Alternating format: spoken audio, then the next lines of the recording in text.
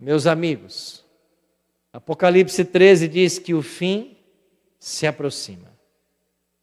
Por quê?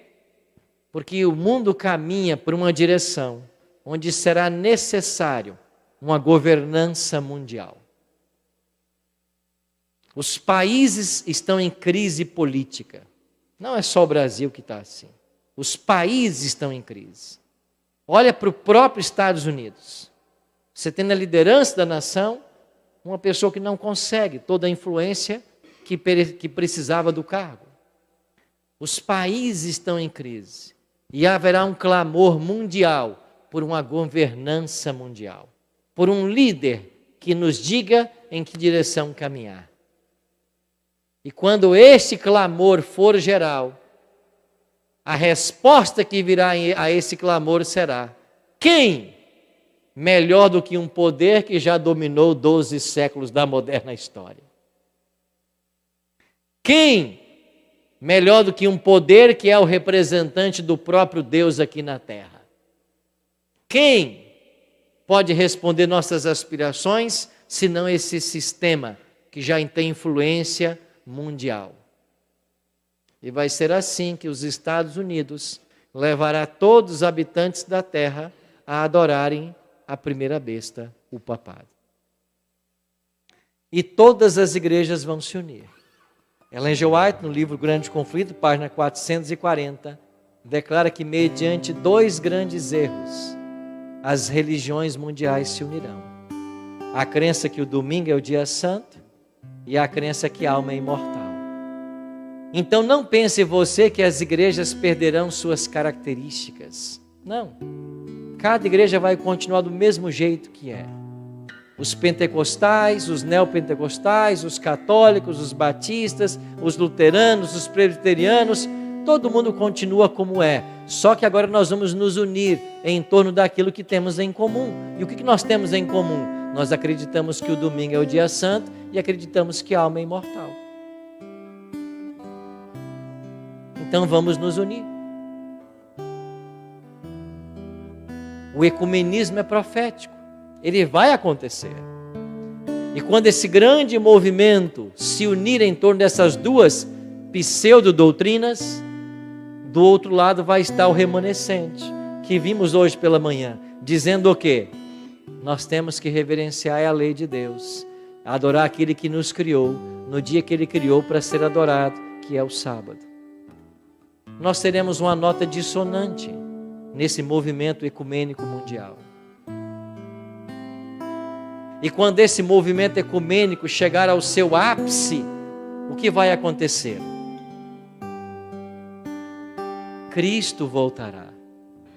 Não, irmãos, não. Não diga amém. Porque o ápice do ecumenismo é o falso Cristo que volta.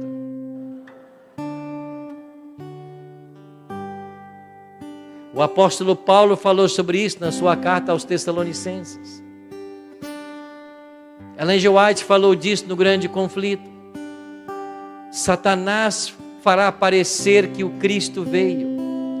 Em vários lugares da terra, ele fará parecer que ele é o Cristo que veio. E quando ele aparecer, ele terá a aparência que nós imaginamos que o Cristo tinha. E ele, com uma voz linda, ensinará como Cristo ensinava. Abençoará os guardadores do domingo e dirá que ele mudou a lei do sábado para o domingo. Fará curas, sinais e maravilhas, e as multidões vão afluir para receber o Cristo que voltou. E como ápice desse movimento ecumênico, esse falso Cristo volta, porque para os cristãos ele é o Cristo, para os muçulmanos ele é o grande profeta que precisava aparecer, para o movimento Nova Era ele é o Maitreya. Todos os segmentos religiosos e filosóficos estão esperando a aparição de um líder. Satanás vai reunir em si a expectativa mundial, e todos acharão que ele é o Cristo, porque ele vai de fato ensinar coisas como Cristo ensinava. Ele fará milagres, sinais e maravilhas. curará pessoas. E as multidões se dobrarão a esse poder. E nesse exato momento em que o falso Cristo aí está, abençoando os guardadores do primeiro dia da semana, do outro lado existe um povo dizendo: esse aí não é o Cristo verdadeiro.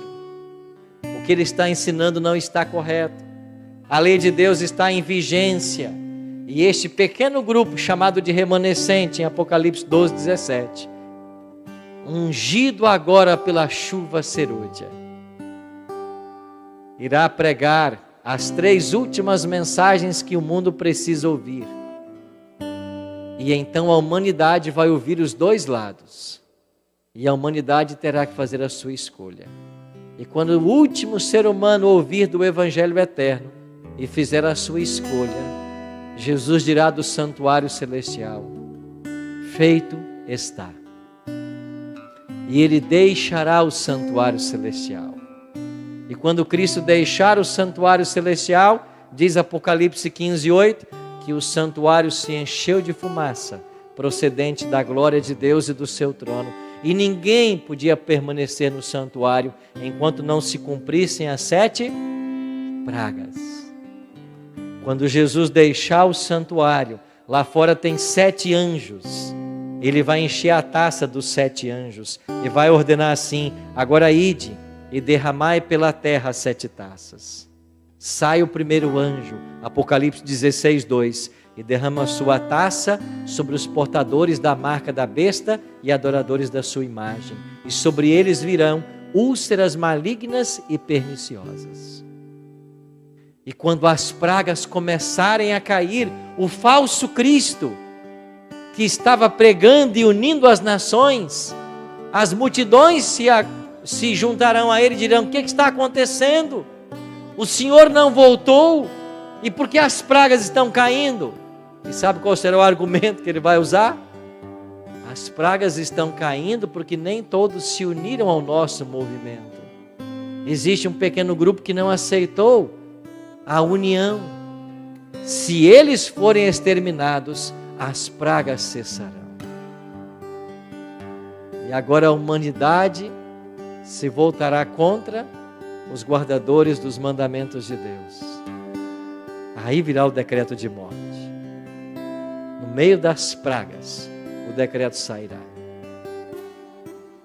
Mas qual é a boa notícia, irmãos?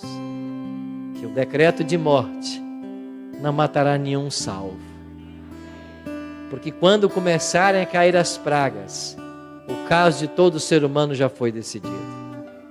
E os salvos não mais morrem. E quando os ímpios se levantarem para atacar os salvos, suas espadas cairão ao chão como palhas.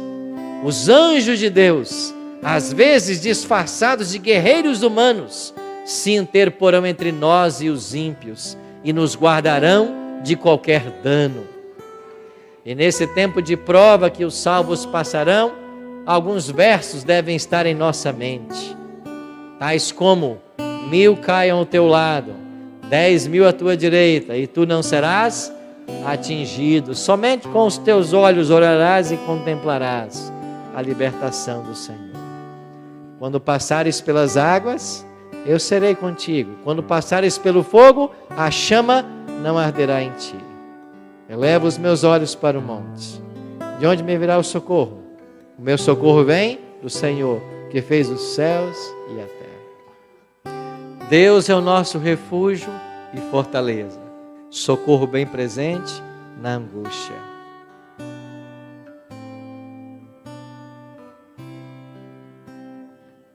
Talvez alguns de nós não chegará a esse tempo. Alguns pela idade, outros por providência divina. Porque Deus, em sua misericórdia, sabendo que alguns de nós não suportaria a prova desse tempo, vai permitir que muitos desçam à sepultura antes desse momento. Haveremos de experimentar antes desse momento a perda de muitas pessoas queridas que não suportariam passar por esse período.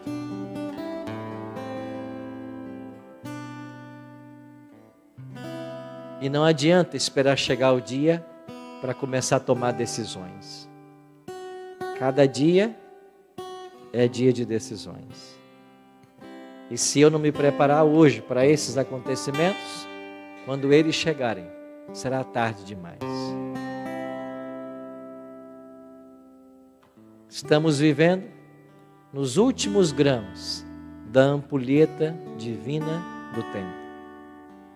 E não é mais hora de brincarmos de religião. É hora de nós, como um povo, voltarmos para esse livro. Gastarmos tempo com ele todos os dias. Gastarmos tempos em oração, com um clamor uníssono. Poupa o teu povo, ó Senhor. Poupa o teu povo, ó Senhor. Quem não se preparar, surpreendido será. Porque tudo que nós estudamos essa tarde, tão certo como essa palavra nos informa, vai acontecer. E como você estará? Pai querido, muito obrigado porque a Tua palavra não nos deixa em trevas quanto às coisas que terão lugar nesse mundo. Que o Senhor nos ajude, com o Teu divino Espírito, a nos prepararmos para esses eventos vindouros. Que nós sejamos batizados hoje por esse Espírito. E que ao recebê-lo, Ele nos convença do pecado, da justiça e do juízo. E que Ele nos prepare para os últimos eventos da história desse mundo. Abençoa, Pai, a Tua igreja aqui no Meia. Abençoe a todos os amigos que estão conosco e também aqueles que nos assistem pela internet. Que o Teu bom e Santo Espírito faça em nossa vida todas as mudanças que nós precisamos para estarmos prontos para aquele glorioso dia. Colocamos a nossa vida em Tuas mãos mais uma vez, suplicando o perdão dos nossos pecados. É a nossa oração. Em nome de Jesus. Amém.